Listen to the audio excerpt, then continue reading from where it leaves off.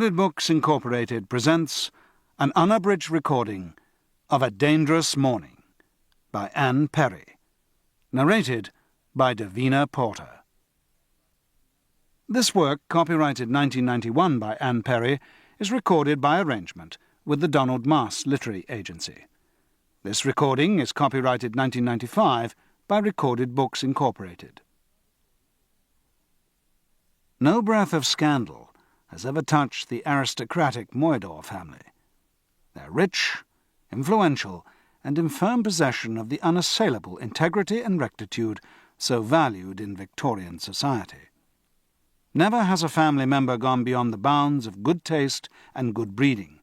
Never have private family matters been dragged into the public eye. Never, that is, until now. For this morning, Sir Basil Moidor's widowed daughter Octavia lies murdered in her bed. And now, A Dangerous Mourning. Chapter 1. "Good morning, Monk," Runcorn said with satisfaction spreading over his strong, narrow features.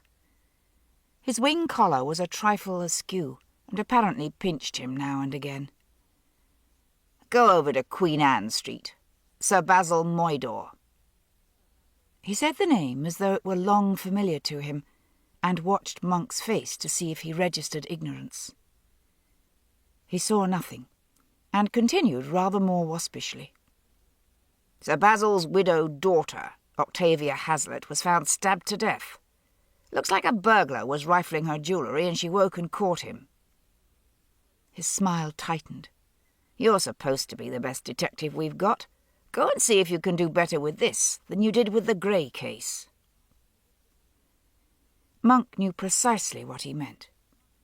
Don't upset the family. They are quality, and we are very definitely not. Be properly respectful, not only in what you say, how you stand, or whether you meet their eyes, but more importantly, in what you discover. Since he had no choice, Monk accepted with a look of bland unconcern, as if he hadn't understood the implications. "Yes, sir.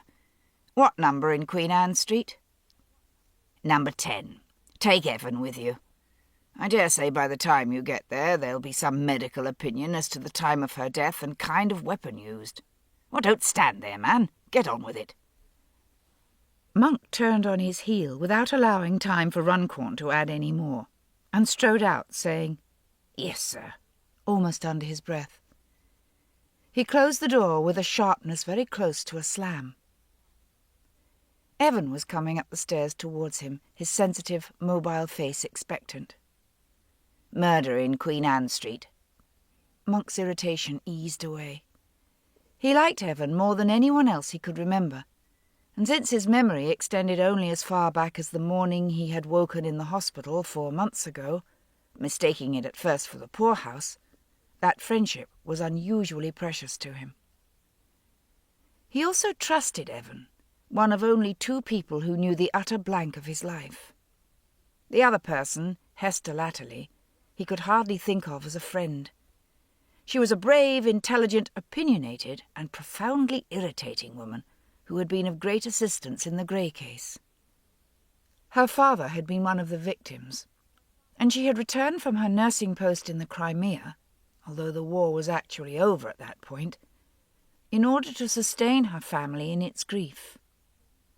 It was hardly likely Monk would meet her again, except perhaps when they both came to testify at the trial of Maynard Grey, which suited Monk.